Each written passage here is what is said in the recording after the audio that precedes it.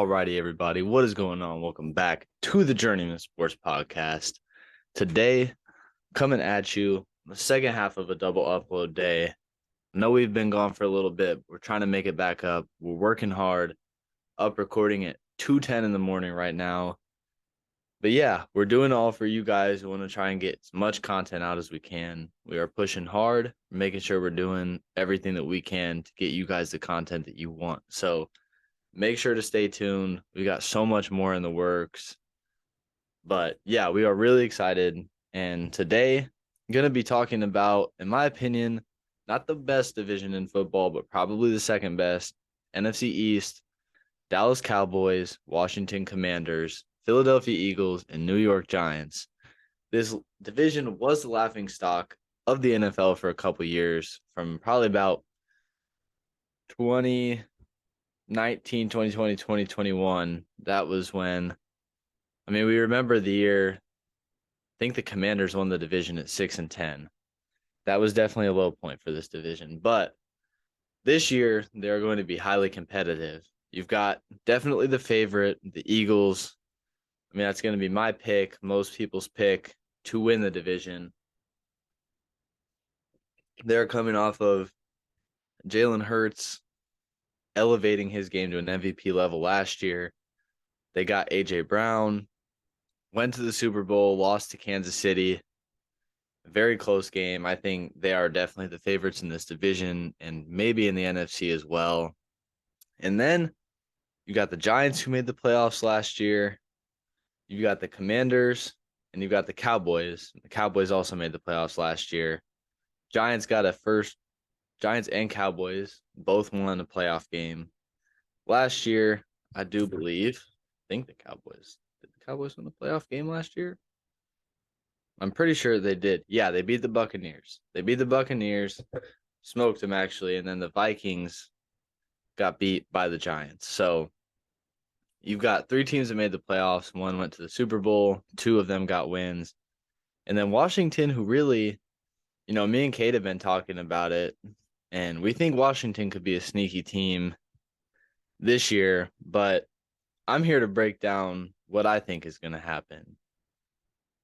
And to me, this division is very, very tight. I'm going to come right out and say it. The Eagles are number one to me. They are definitely my pick to win this division, and I'm not going to say that they're going to be my pick to win the NFC. I think I'm going to rock with the 49ers as of right now. Talk about that in a later video, but Eagles, will talk about them first. They have a very tough strength of schedule, probably the toughest in the NFL, but they bring back their secondary. They had a great draft. And, man, it's just going to depend on health to me with the Eagles. They are an older team, their offensive line especially, but that is the strength of their team as well. So it's going to be interesting to see how they do. Jalen Hurts, I'm expecting him to play at a very similar level that he did last year and continue to build with this offense. I've got the Eagles going 12-5 and move on to my prediction for who the second team is going to be. I'm going to go with the Giants at 10-7. This is a little bit of a bold take, but to me, the Giants, they got Saquon back, which has been one of the stories of the offseason with the tanking running back market. They're able to get him back. They re-signed Daniel Jones to the big deal. They add Darren Waller. They get Deonte Banks in the draft. Evan Neal, Kayvon Thibodeau coming back in their second year. Can only expect them to improve. Brian Dable, probably top 3, definitely top 5 coach in the league. I'm expecting New York to really boom this year. Expecting Daniel Jones to be better than he was last year. Another year in this system.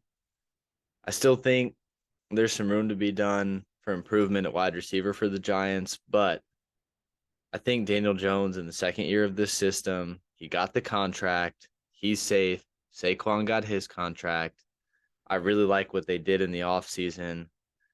I'm thinking the Giants are going to definitely be in the playoffs again this year, and I think they're going to be a team that come the end of the year, no one is going to want to play them, and they're going to be scary. But they're going to go as far as Daniel Jones can take them, which is going to be the same story with the Cowboys, who I have going 9-8, which could be a bit of a hot take. I think they're going to finish third in this division. They do add Brandon Cooks and Stephon Gilmore. I think Cooks is going to be a good help to CeeDee Lamb, but man, I don't trust Dak. I just don't think Dak is that guy. I don't think he is as good as what a lot of people make him out to be. I definitely think he is a quarterback that stands in the top half of the league, but I don't think he is good enough to put this team on his back, carry them to a 10-7, 11-6 record to really push and fight with the Eagles. Man, they're definitely a talented team, but their postseason success has been just a struggle to me. And I still don't think Mike McCarthy is the guy. I think Mike McCarthy and Dak Prescott are a big issue, and I think Jerry Jones still needs to move past his ego. It is not the 90s anymore where you are the best team. You got to make some hard decisions. But I am expecting a big year from Tony Pollard. I'm expecting Michael Parsons to still be his Defensive Player of the Year candidate for him. Stephon Gilmore and Trayvon Diggs could be one of the best corner duos in the league. This team has bigger upside than what I'm projecting them at, but I think that 9-8, 10-7 range is where I see the Cowboys being. And lastly, got the Commanders, who I think are going to go 8-9. Just because I'm not sold on Eric Bieniemy as a head coach, and they have a very, per usual for Washington, a very iffy quarterback situation. But I do like the direction this team is going.